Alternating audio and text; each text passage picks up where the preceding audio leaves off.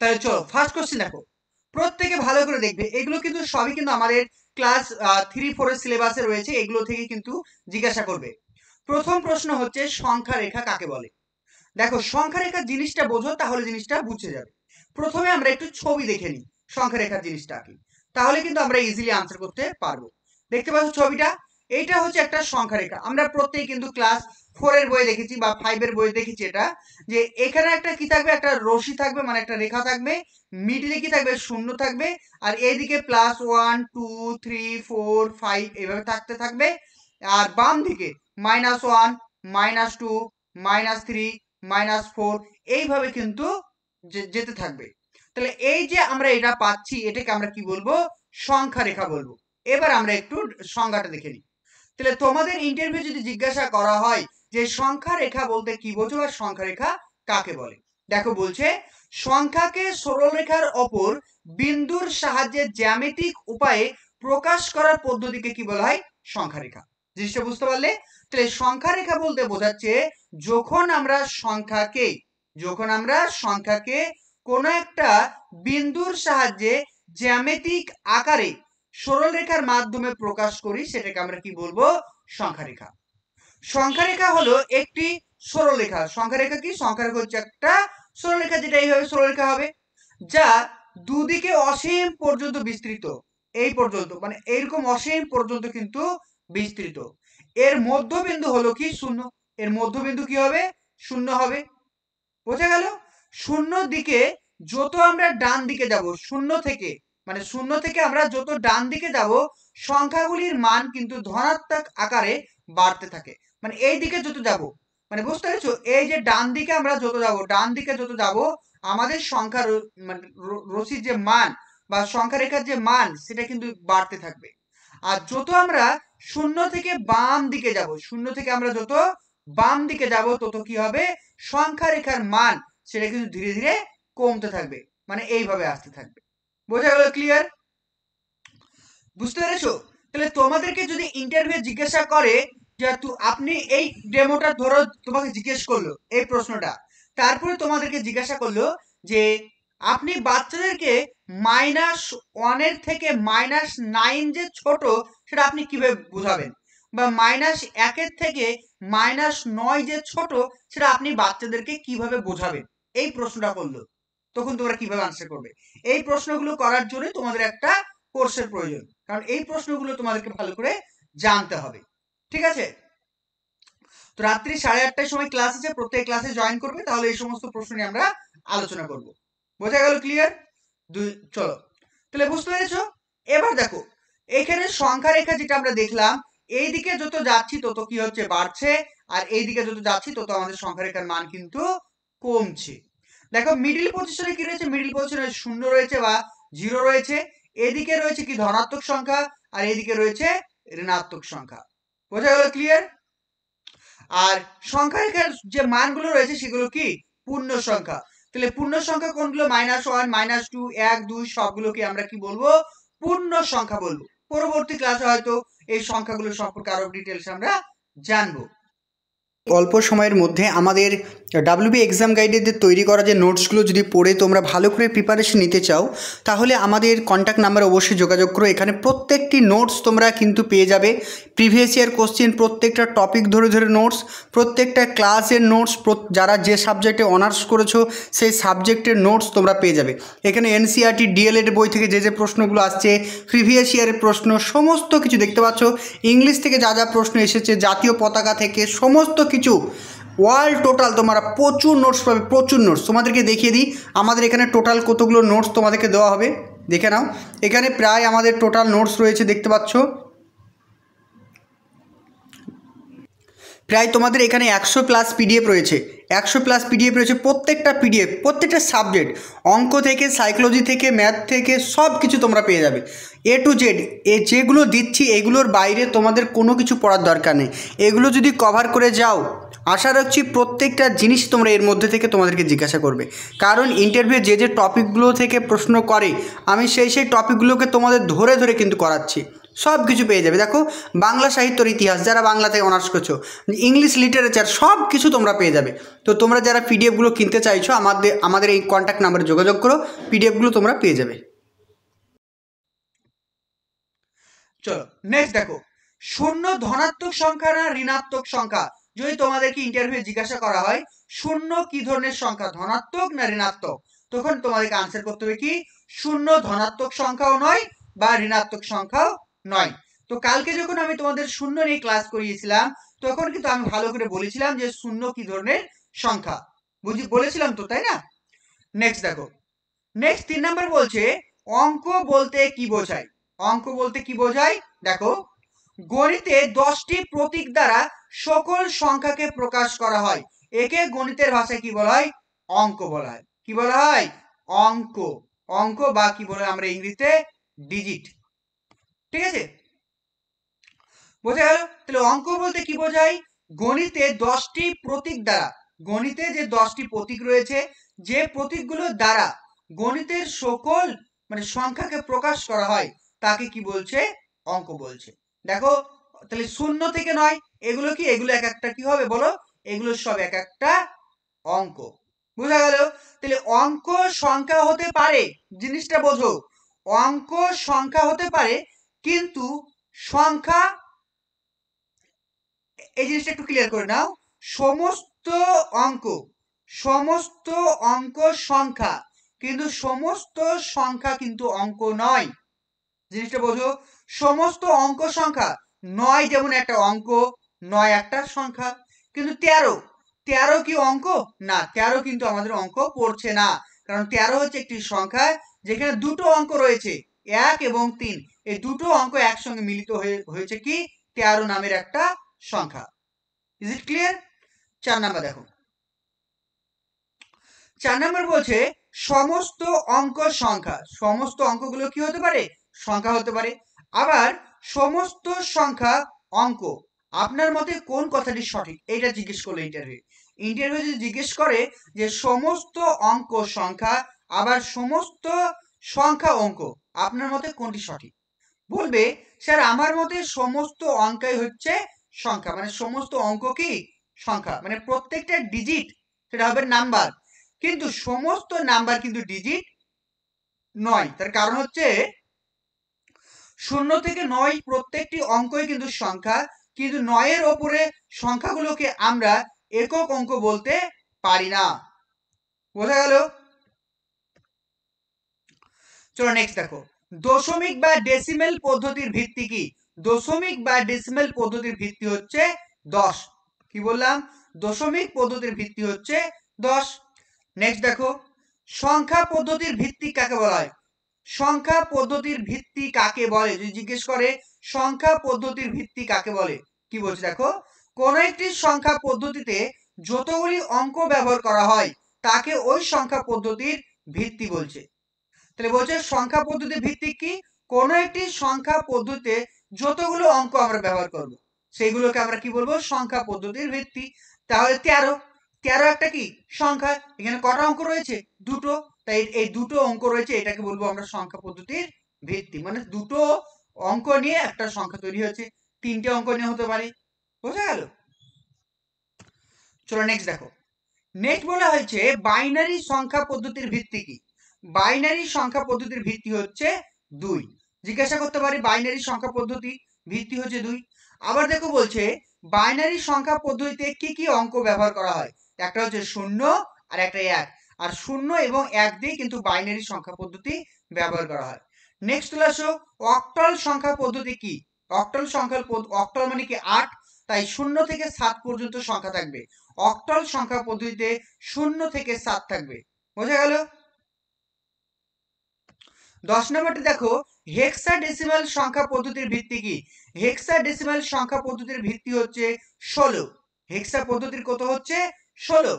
এবার দেখো 0 থেকে 9 থাকছে আর এ থেকে এফ পর্যন্ত থাকছে, এইগুলো দিয়ে কিন্তু সংখ্যা তৈরি করা হয়। হেক্সাডেসিমালে কি করা হয়? এগুলো দিয়ে সংখ্যা তৈরি করা হয়। বোঝা গেল? ক্লিয়ার? যেমন দেখো আমাদের নাম্বার সিস্টেমে কি রয়েছে? 0 থেকে 9 পর্যন্ত রয়েছে, এই 0 থেকে 9 দিয়ে আমরা যত খুশি সংখ্যা তৈরি করতে পারি। ঠিক তেমনি হেক্সাডেসিমাল সংখ্যা পদ্ধতিতে 0 থেকে 9 রয়েছে, এছাড়াও এ থেকে এ পর্যন্ত রয়েছে। ওকে, চলো নেক্সট দেখো। নেক্সট 11 নম্বর প্রশ্ন। 11 নম্বর প্রশ্ন এবার কি বলা হয়েছে আমরা একটু দেখে নিই ভালো করে। যে যে প্রশ্নগুলো ইন্টারভিউ বারবার জিজ্ঞাসা করে সেগুলো কিন্তু টপিক ওয়াইজ পড়তে হবে, এলোপাথারি পড়ে গেলে কিন্তু হবে না।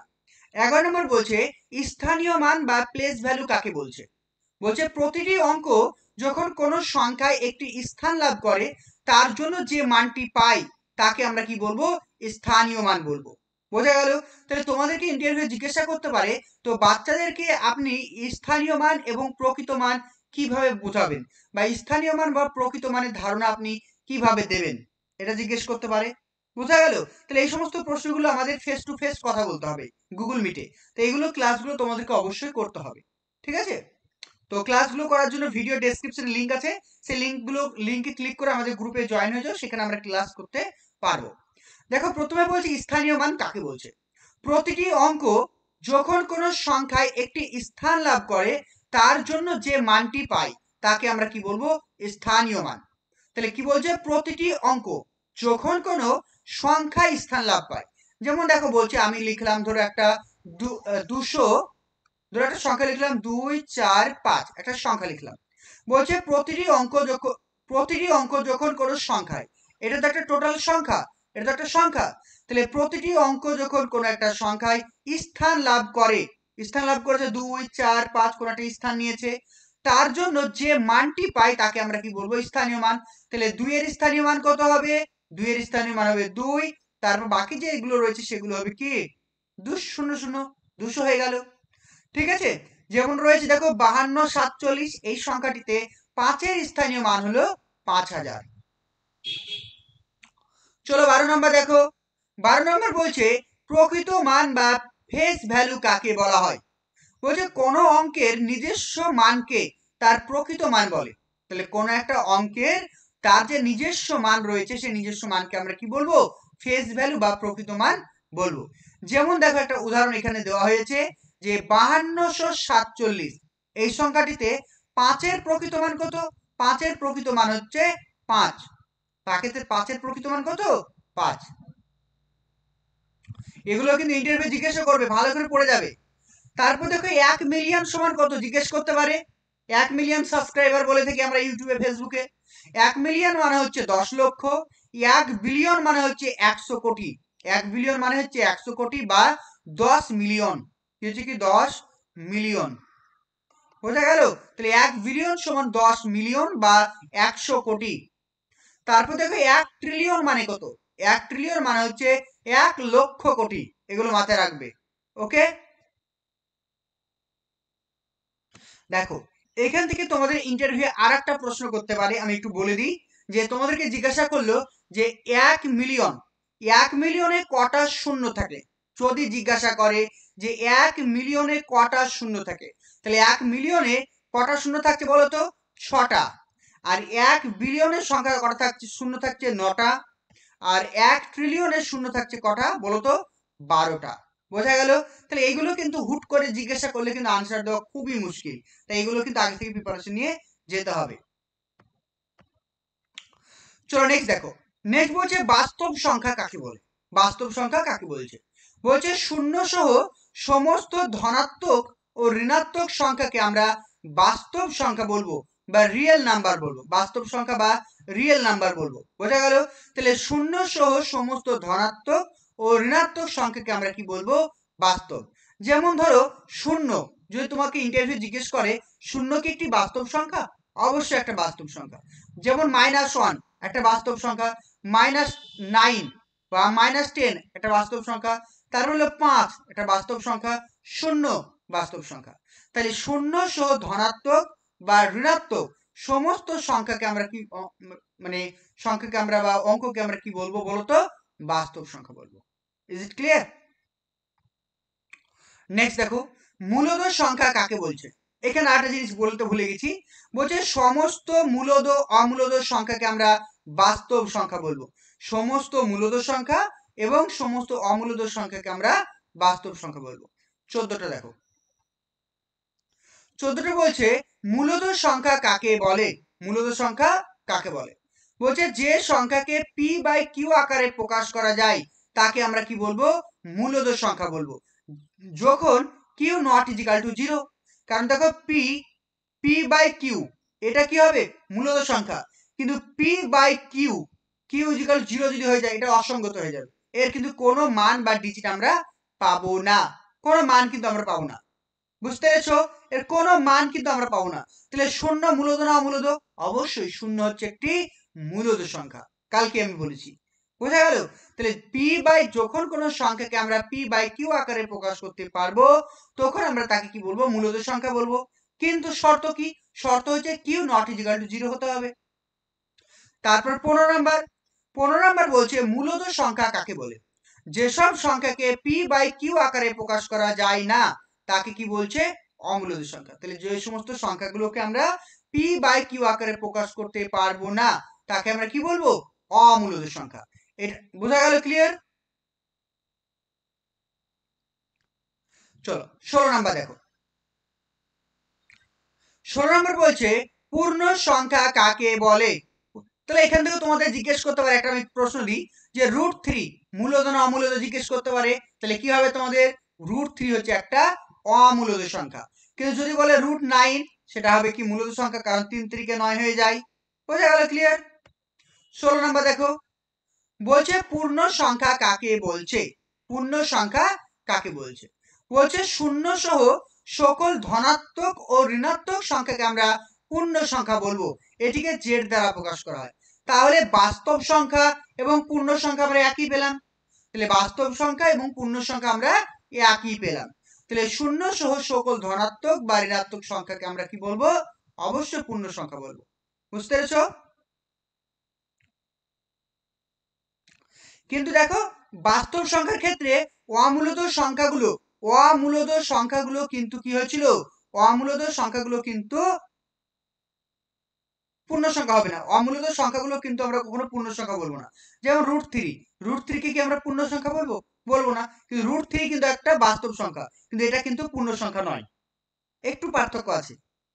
অল্প সময়ের মধ্যে আমাদের ডাব্লিউবি এক্সাম গাইডের তৈরি করা যে নোটসগুলো যদি পড়ে তোমরা ভালো করে প্রিপারেশন নিতে চাও তাহলে আমাদের কন্ট্যাক্ট নাম্বারে অবশ্যই যোগাযোগ করো। এখানে প্রত্যেকটি নোটস তোমরা কিন্তু পেয়ে যাবে, প্রিভিয়াস ইয়ার কোশ্চেন, প্রত্যেকটা টপিক ধরে ধরে নোটস, প্রত্যেকটা ক্লাসের নোটস, যারা যে সাবজেক্টে অনার্স করেছো সেই সাবজেক্টের নোটস তোমরা পেয়ে যাবে। এখানে এনসিইআরটি ডিএলএড বই থেকে যে যে প্রশ্নগুলো আসছে, প্রিভিয়াস ইয়ারের প্রশ্ন, সমস্ত কিছু দেখতে পাচ্ছ। ইংলিশ থেকে যা যা প্রশ্ন এসেছে, জাতীয় পতাকা থেকে সমস্ত কিছু, ওয়ার্ল্ড টোটাল তোমরা প্রচুর নোটস পাবে, প্রচুর নোটস। তোমাদেরকে দেখিয়ে দিই আমাদের এখানে টোটাল কতগুলো নোটস তোমাদেরকে দেওয়া হবে, দেখে নাও। এখানে প্রায় আমাদের টোটাল নোটস রয়েছে, দেখতে পাচ্ছ প্রায় তোমাদের এখানে 100+ পিডিএফ রয়েছে, 100+ পিডিএফ রয়েছে। প্রত্যেকটা পিডিএফ, প্রত্যেকটা সাবজেক্ট, অঙ্ক থেকে, সাইকোলজি থেকে, ম্যাথ থেকে সব কিছু তোমরা পেয়ে যাবে, A to Z। যেগুলো দিচ্ছি এগুলোর বাইরে তোমাদের কোনো কিছু পড়ার দরকার নেই। এগুলো যদি কভার করে যাও আশা রাখছি প্রত্যেকটা জিনিস তোমরা এর মধ্যে থেকে তোমাদেরকে জিজ্ঞাসা করবে, কারণ ইন্টারভিউ যে যে টপিকগুলো থেকে প্রশ্ন করে আমি সেই টপিকগুলোকে তোমাদের ধরে ধরে কিন্তু করাচ্ছি, সব কিছু পেয়ে যাবে। দেখো বাংলা সাহিত্যর ইতিহাস, যারা বাংলাতে অনার্স করছো, ইংলিশ লিটারেচার, সব কিছু তোমরা পেয়ে যাবে। তো তোমরা যারা পিডিএফগুলো কিনতে চাইছো আমাদের এই কন্ট্যাক্ট নাম্বারে যোগাযোগ করো, পিডিএফগুলো তোমরা পেয়ে যাবে। এত ডিটেল মানে তোমাদের ক্রিটিক্যাল করতে হবে না, জাস্ট বেসিকটা জেনে যাও তাহলেই হবে। 17 নাম্বার বলছে অখণ্ড সংখ্যা কাকে বলছে। অখণ্ড সংখ্যা বলছে শূন্য সহ সকল ধনাত্মক পূর্ণ সংখ্যাকে অখণ্ড সংখ্যা বলবো, এটাকে আমরা ডাব্লিউ দ্বারা প্রকাশ করি। 0 1 2 3 এগুলোকে আমরা কি বলবো, এগুলোকে আমরা অখণ্ড সংখ্যা বলবো বা হোল নাম্বার বলবো। বোঝা গেল? তারপর চলেছে স্বাভাবিক সংখ্যা কাকে বলে। শূন্য অপেক্ষা বড় সকল পূর্ণ সংখ্যাকে স্বাভাবিক সংখ্যা বলে, এটিকে n দ্বারা প্রকাশ করা হয়। তাহলে শূন্য কি একটি স্বাভাবিক সংখ্যা? না স্যার, শূন্য একটি স্বাভাবিক সংখ্যা নয়। বোঝা গেল? শূন্য কিন্তু স্বাভাবিক সংখ্যা নয়। শূন্য থেকে বড় মানে 1 2 3 4 এগুলোকে আমরা কি বলবো, ন্যাচারাল নাম্বার বা স্বাভাবিক সংখ্যা। চলো 20 নাম্বার, ভগ্নাংশ কাকে বলে। কোন নির্দিষ্ট পরিমাণকে যখন কোন বস্তুর সামগ্রিক অংশের সঙ্গে তুলনা করা হয় তখন তাকে বলছে ভগ্নাংশ। কি বলতে চাইছে, কোন নির্দিষ্ট পরিমাণকে, ধরো কোন একটা নির্দিষ্ট পরিমাণ ভালো করে বোঝো। ধরো কোনো একটা নির্দিষ্ট পরিমাণকে ওই বস্তুর সামগ্রিক অংশের সঙ্গে তুলনা করা হয়, তখন তাকে আমরা কি বলবো? ভগ্নাংশ। ধরো টোটাল জিনিসটা হচ্ছে 4, টোটাল জিনিসটা 4, 4 ভাগের মধ্যে 3 ভাগ আমি খেয়ে নিয়েছি, তাহলে এটা হচ্ছে ভগ্নাংশ। 4 ভাগের মধ্যে 3 ভাগ আমি খেয়ে নিয়েছি, অর্থাৎ কোন একটা নির্দিষ্ট পরিমাণকে যখন আমি পুরো সমগ্র অংশের সঙ্গে তুলনা করব, সেটাকে আমি কি বলবো? ভগ্নাংশ বলবো। ভগ্নাংশের কটি অংশ রয়েছে? ভগ্নাংশের দুটি অংশ রয়েছে, ওপরের অংশটিকে বলা হয় লব আর নিচের অংশটিকে বলা হয় হর। ঠিক আছে, তো ফার্স্ট ক্লাস আজকে আমাদের এটা 3 নাম্বার ক্লাস। 3 নাম্বার ক্লাসে আমরা 20টা প্রশ্ন আলোচনা করলাম। নেক্সট ক্লাসে আমরা আরো প্রচুর প্রচুর তোমাদেরকে প্রশ্ন প্র্যাকটিস করাবো, একদম টপিক ওয়াইজ, যেগুলো ইন্টারভিউ গতবার মানে 2022 এর রিক্রুটমেন্টে বারবার জিজ্ঞাসা করেছে। তোমরা অবশ্যই ক্লাসগুলো মন দিয়ে করো, চ্যানেলটি সাবস্ক্রাইব রাখো, আর ভিডিও ডেসক্রিপশনে যে লিংক আছে লিংকটা ফলো করো। ঠিক আছে, আর যদি লিংকে না যেতে পারো আমি নাম্বারটা বলছি 9647300217, এই নাম্বারে যোগাযোগ করো, তাহলে আমি হোয়াটসঅ্যাপ গ্রুপে জয়েন করে দেবো। ওকে, তোমরা যারা 2025 প্রাইমারি ইন্টারভিউ ব্যাচে এখনো অ্যাডমিশন নাওনি, অবশ্যই তোমরা আমাদের ক্র্যাশ কোর্সে অবশ্যই অ্যাডমিশন নিয়ে নাও। এখানে কিন্তু তোমাদের রেগুলার ক্লাস করানো হচ্ছে। এখানে আমাদের ক্লাসের কী কী বৈশিষ্ট্য রয়েছে, লাইভ ক্লাস পেয়ে যাবে, রেকর্ডিং ক্লাস পেয়ে যাবে, বিষয়ভিত্তিক পিডিএফ পেয়ে যাবে। প্রতিটি ক্লাসের পিডিএফ থাকছে, অভিজ্ঞতা সম্পূর্ণ শিক্ষক বা শিক্ষিকা দ্বারা তোমাদেরকে প্রশিক্ষণ করা হবে, এবং সপ্তাহে আমরা 4 দিন ক্লাস করিয়ে থাকবো। তো যারা কিন্তু আমাদের ক্লাসে জয়েন হতে চাইছো, এখানে কন্ট্যাক্ট নাম্বারটি দেখতে পাচ্ছ 9647300217, এই নাম্বারে কন্ট্যাক্ট করো, বা ভিডিও ডেসক্রিপশনে আমাদের হোয়াটসঅ্যাপ গ্রুপের লিঙ্ক আছে, অবশ্যই গ্রুপে জয়েন হয়ে যাও। প্রত্যেকে সময় সুযোগ একবারই আসে, সময় সুযোগকে কাজে লাগাও, নিজের শিক্ষকতা হওয়ার স্বপ্নকে পূরণ করো।